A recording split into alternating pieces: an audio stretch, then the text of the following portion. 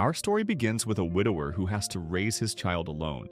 Every decision feels heavy because every responsibility sits on his shoulders. That is the life of Mansik, a single father who works hard just to make sure his little girl is okay. At this point in his life, Mansik is desperately looking for a woman from Vietnam that he can hire to act as a pretend mother for his daughter. He meets a male agent who shows him a photo of a candidate, but the agent is not convinced. He worries the girl will not believe that the woman in the photo is really her mother. Mansik admits that his daughter has never seen her mother at all. He has always lied, telling the child that her mother is working far away in Vietnam. Even though the woman in the photo does not look very convincing, Mansik feels cornered. So, after being rejected by many other women who refuse to play his fake wife, he finally agrees. As he leaves that place, he stumbles into an unusual commotion. A woman is being chased by a man. It turns out she works at a prostitution club and is trying to run away because she cannot stand that life anymore. Mansik steps in and tries to stop the man. He tells him not to be violent toward her, but the man ignores him and becomes rougher. He starts slapping the woman, and seeing that, Mansik loses his temper and punches the man. Soon after, a woman known as Madam arrives. She also happens to know Mansik. Madam explains that the woman was running away because she owes money to the man who was chasing her. That is why he was after her. Mansik calmly replies that if there is a problem, they should report it to the police, not solve it with violence. He even says that if what he did was wrong, he is willing to be reported as well. Then he walks away, already regretting getting involved in such trouble. After that, he goes to a salon to pick up his daughter, Yana. Her bright, happy face shows how deeply Mansik loves her. On the way home, Yana keeps asking when her mother will come back, why she seems so comfortable working in Vietnam, and whether she really loves her. Every answer that comes out of Mansik's mouth is a lie, but he tells himself it is for her own good. He reassures her that her mother will come home one day, and that when that happens, Yana will finally be able to register for school. And with that fragile hope, their story begins. This is Summer Dream. That night, Mansik sits down with his older brother, Chan Su, for a serious talk. Chan Su asks if marrying a Vietnamese woman, just for paperwork, is really the best choice. Mansik explains that he only plans to marry on paper and borrow the woman's name, so he can make a proper birth certificate for Ye Ne. That way, her mother's name will be officially written there. Chan Su then asks if the woman he is hiring has actually agreed to this arrangement. Mansik confidently says she will, because he plans to pay her 20 million won. Hearing that, Chan Su's wife cannot hide her annoyance. To her, Mansik seems twisted for going this far, and she cannot understand why he does not just find a real wife and start over properly. Back at the prostitution house, the woman from earlier, Mi Hee, is getting scolded by Madam. While complaining, Madam starts talking about Mansik. She admits that she is actually scared of him, because in this town, he is one of the most respected people. Even though he struggles with money, he is generous to everyone. Hearing that, Mi Hee becomes curious. If he is really poor, why is he so kind to others? Madam has no answer and simply avoids the question. The next morning, in his small and simple home, Mansik begins his day with only his daughter and their pet pig, Dongsi. Yena gets ready to go out and play, while Mansik happily continues hanging laundry. Out of nowhere, Mi Hee shows up at his house, just to apologize for what happened the day before. Meanwhile, Yena is playing with her cousin, Min Jun. He teases her, saying her father is a liar. Yena refuses to believe it and proudly insists that her family is actually very rich. Back at the house, Mansik receives a call from Seung Soo. He tells him that the Vietnamese woman has backed out and no longer wants to pretend to be Yena's mother. This news hits Mansik hard because school registration is coming up, and the birth certificate cannot be processed without the marriage papers. Mi Hee notices how frustrated he is and keeps asking what happened, even holding his hand in a playful way that makes him even more flustered. Not long after, Yena returns home and sees her father standing close to Mi Hee. To her, it looks like the warm welcome of a mother who has finally come back. She runs straight into Mi Hee's arms and hugs her tightly. Despite Mansik insisting that Mi Hee is not her mother, Yena refuses to let go and bursts into tears. The situation becomes even more complicated. Mansik confides in his brother Chan Su, explaining that Yena now believes Mi Hee is her mom, while the woman he originally hired has backed out. He fears Mi Hee might only be pretending to be kind because she works as a cafe attendant and may not fully understand what is happening. Chon-soo challenges him, pointing out that the Vietnamese woman also canceled. Then right at that moment, Mi-hee appears. Chon-soo asks if this still looks like pretending. To him, this could actually be good fortune. Later that day, when Man-sik returns home, he finds Ye-na asleep in Mi-hee's arms. Mi-hee tries to leave but stops and comes back again, unsure of what to do. Realizing how much the situation has changed, Man-sik decides to tell the truth. He explains that the woman he hired has canceled, and since Ye-na now believes Mi-hee is her mother, he wants to ask Mi-hee to take on the role temporarily. Mi-hee refuses right away. She is offended. She may not have a perfect past, but she is not that kind of woman. Man-sik keeps pleading and promises to pay her 20 million won. She still refuses, but then remembers her debt. This role might be the only way to finally free herself from it. After a long moment of hesitation, she agrees. With that decision, her debt is cleared, and for the first time in a long while, Mi-hee can finally live without fear hanging over her. The next morning, Ye-na is bursting with excitement. Today is the day she believes her mother will finally come home to live with them. But there is one problem. Madam refuses to release Mi-hee unless Man-sik pays her 1 million won. Wanting nothing more than his daughter's happiness, Man-sik signs a statement declaring that Mi-hee is free from Madam and hands over the money. Man-sik and Ye-na wait outside while Mi-hee packs her things. When she takes too long, Man-sik calls out to her. It turns out she was actually planning to run away. But Ye-na, too eager to see her mother, rushes inside and interrupts her escape. With her plan ruined, Mi-hee reluctantly leaves with them, her expression cold and unwilling. When they arrive at the house, Man-sik tries to honor the moment by introducing her to his ancestors. Every portrait on the wall looks exactly the same, which only makes Mi-hee even more uncomfortable. Seeing her irritation, Man-sik hurriedly tells Ye-na that her mother is just tired. Ye-na stays cheerful and continues to admire her without question.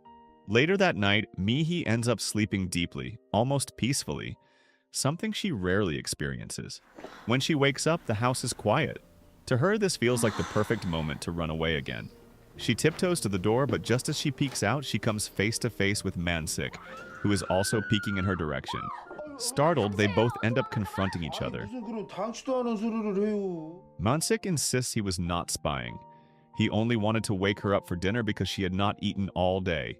That night, Mi-hee asks where Ye-na is, confused by how silent the house feels. Man-sik does not answer. Instead, he hands her the marriage form and asks her to fill it out. Mi-hee quickly suggests doing it the next morning, but she is only stalling for time, hoping to find another chance to slip away. Man-sik explains that he will be very busy tomorrow and has no time to deal with paperwork, especially since Chon-soo and his family have already prepared a celebratory meal for them. With no other option, Mi-hee begins filling out the form. She tries hard to hide her personal information, but Man-sik, being as straightforward as ever, notices. He realizes she is only 27, much younger than he expected, and that she has no family listed anywhere. Only then does he understand that Mi-hee has been alone her entire life. Mi-hee finally tells him the truth. She was abandoned at an orphanage as a baby. Her father gave her a name and disappeared forever. Man-sik keeps asking questions, driven by curiosity, until she becomes irritated. She reminds him that having no family is exactly why she agreed to pretend to be Ye-na's mother. It benefits her, so he should not ask too much. With that, she turns away and walks back into the house, leaving Man-sik standing there, processing the complicated woman he just brought into his life. A little later, Man-sik heads out to a gathering, leaving Mi-hee at home. Chon-soo suggests that maybe she wants to join the event, but Man-sik explains the truth. She is not shy, she just gets irritated every time she sees his face. So he decides it is better to let her rest at home. Left alone in the house, Mi-hee still cannot wrap her head around Man-sik. He looks so simple, yet he somehow has money. Before making her escape, she even considers stealing from him. But as she moves around the house, the bandage on her leg comes loose. And right at that moment, Man-sik and Ye-na unexpectedly return and catch her in the act. Startled, Mi-hee quickly insists she did not steal anything. Man-sik, being completely clueless about her intentions, does not even think about theft. Instead, he notices her injured leg and assumes she was only looking for a first aid kit. His genuine concern embarrasses her, and before she can hide her feelings, he is already helping treat her wound. The next morning, Ye-na waits eagerly for her mother to wake up. When Mi-hee finally opens her eyes, Ye-na compliments her beauty and shyly asks for something she has never experienced. She wants to touch her mother's arm. Mihi agrees, but sets a strict rule that she can only place her hand there and not move. Instead, Yena squeezes her chest in pure childish curiosity. Overjoyed, she runs to tell her father how soft her mother's chest is, leaving Mihi mortified. 엄마가 머리 예쁘게 묶어준다니까 그게 좋구나. After breakfast, Yena cannot wait to show her best friend the braids that her mother made for her. Meanwhile, Mihi, who once wanted nothing but to escape, begins to feel the warmth of a real family for the first time in her life. Later on, Monsik leaves for work at the pig farm, and Mihi falls asleep alone in the house. When she wakes up, she finds a note from Monsik. He tells her there is fruit in the fridge, she can eat anything she likes, and if she wants snacks, she can take some money and go to the grandma's shop he has drawn on a little map. Using that map, she heads to the small store, where she unexpectedly finds Yena. The grandmother welcomes Mihi warmly and compliments her beauty, saying she looks like a wonderful wife for Monsik. On their way back, a farmer calls out to them. The woman happily hands them peppers for free. Soon others approach, offering octopus, watermelon, and more compliments about Mihi. Yena beams with pride, and for the first time, Mihi feels the kindness of a community that genuinely cares about them. When they arrive home, Monsik is stunned by the pile of goods Mihi is carrying. Yena excitedly explains that everything was given to them by local farmers. Anyone who saw them on the road handed them something, from produce to small gifts. Right then, Mihi asks a question that has been on her mind. Do the villagers really believe she is Yena's mother since everyone kept calling her beautiful? Monsik explains why. No one in the village has ever seen the real mother, so there is no way for anyone to recognize her. That thought leaves Mihi a little speechless. The next morning, Mihi notices how messy Monsik's hair has gotten. She asks him to sit down so she can fix it for him. It has been years since he has been this close to a woman, and the moment her hands touch his hair, his nerves start to short-circuit. His whole body trembles like he is freezing while she trims away. After the haircut, Mihi hints that she wants to borrow his motorcycle to go into town. Instead of letting her go alone, Monsik suggests they all go together. So the three of them set out for a small family outing. Yena is thrilled, and Mihi slowly begins to warm up to this life. In town, Monsik treats them kindly, letting them shop while he watches with a carefree smile. They end the trip with ice cream and juice, enjoying a simple moment of happiness. But nearby, Madam happens to see them. The look on her face shows she cannot stand seeing how much Mihi has changed. A moment later, Chan Young arrives and asks if the cafe has any coffee. Instead of answering, Madam blurts out that the woman with Monsik used to work as a cafe attendant. Chan Young immediately scolds her, telling her to watch her words because there is no way Monsik's wife would ever do that kind of job. Madam is left speechless. Meanwhile, Yena spots a group of school children walking together and becomes eager to register for school. She drags her father around the area, wanting to see the school and a daycare for herself. Monsik tries to admit that he does not know where any of these places are, but Yena reassures him. She believes her mother knows everything. After circling around for a while, Yena eventually falls asleep. Both Monsik and Mihi feel a heaviness in their hearts. Monsik worries that he still cannot give his daughter everything she needs, while Mihi quietly wonders what she should do next. Later, Monsik prepares to leave again, telling Mihi that he has to work overtime because one of the pigs is about to give birth. Before he goes, she tries to talk about Yena's school plans, but he cuts her off gently. He fears the topic will only stress her more. When he finally leaves, Mihi heads to her room. While opening a drawer, she finds the marriage form. She realizes Monsik never submitted it because her signature is still missing. This discovery hits her harder than she expected. Not long after, Chan Young visits the house. He introduces himself with a long speech, claiming to be Monsik's cousin. Then he immediately adds that he thought she would be more impressive, but she seems ordinary. Without hesitation, he also mentions that he knows she used to work as a cafe attendant. Hearing this, Mihi stays silent, but inside she breaks. She cannot understand why Monsik would share something so personal after promising to keep her past a secret. On his way home that night, Monsik is completely drunk. He stumbles along the road, absent-mindedly plucking flowers as he walks. His mind is a mess. He keeps wondering what he is supposed to do and how long he can keep hiding his true feelings. No matter what her past is, Mihi has become someone gentle and beautiful in his eyes. When he finally reaches the house, he calls out to her with a slurred voice. There is no answer, so he assumes she is fast asleep. In his drunken state, all the emotions he has been holding back come pouring out. He begins talking to himself, apologizing over and over. He admits that even if Mai-hee once worked in a cafe, she is still a young woman worthy of respect. She has real feelings, and she has a child who adores her and clings to her. She has become an important part of their lives. Instead of blaming himself, he starts to feel grateful. He says he is lucky to be foolish because if he were smarter, he might have done something wrong. He is terrified of ever having bad intentions towards someone as kind and lovely as her. What he does not know is that Mai-hee is awake. She hears every word, standing quietly as her heart twists with confusion. She cannot decide whether she should stay or walk away. The next morning, Yena panics because her mother has a fever.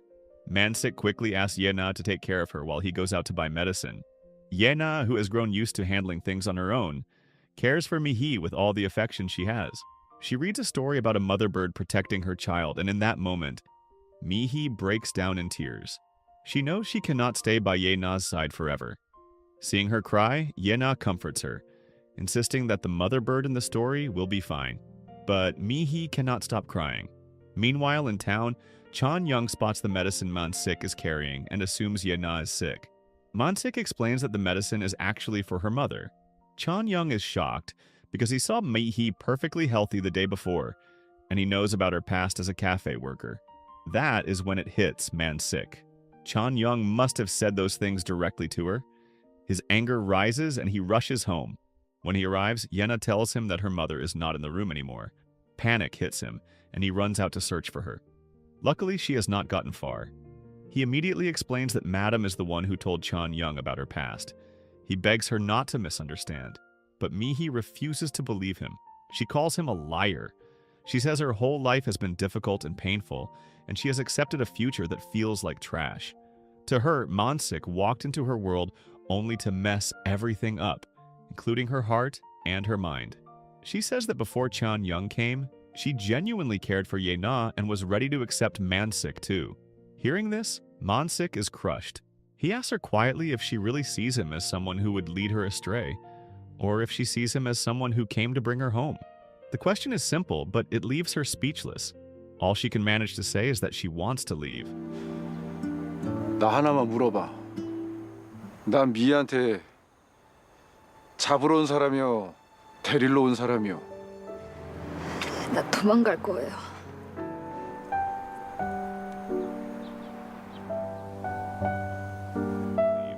A few days pass and Yena finally asks the question she has been holding on to. She wants to know why her mother has not called and why she left before school registration. Mansik gently tells her that her mother went back to Vietnam for work. He apologizes too, explaining that he still has not been able to register her for school. That night, far away in a small pharmacy, Mai-hee stands silently in an aisle. She watches a young girl crying while reading the same story Yena once read to her. The story about the mother bird. The sight immediately tugs at her heart. She cannot help but speak softly to the girl, reassuring her that the mother bird does not die, and that she eventually gets to live happily with her child. The moment reveals just how much she misses Yena. Back at home, Yena refuses to trim her nails because she is afraid the nail paint her mother applied will disappear. While helping her get ready for a bath, Mansik accidentally finds the marriage form again. This time he notices something he had never seen before. Mi-hee signed it. Not only that, she corrected her real age, revealing that she is actually 32. And suddenly everything becomes clear. She did not want a marriage only on paper. She wanted a real marriage. She wanted a life with them. The realization overwhelms Mansik. For the first time in a long time, he feels truly overjoyed. The next morning, filled with new determination, he calls his lawyer. It is then revealed that Mansik is actually a wealthy man who has chosen to live a simple life. With everything finally in place, he and Mai-hee head to their wedding ceremony, smiling with genuine happiness. And that is where their story ends. So the moral of the story is if you fake a mom long enough, you might accidentally end up with a whole new family, free groceries, a pet pig, and a surprise wedding. So maybe chaos is just romance wearing cheap sunglasses.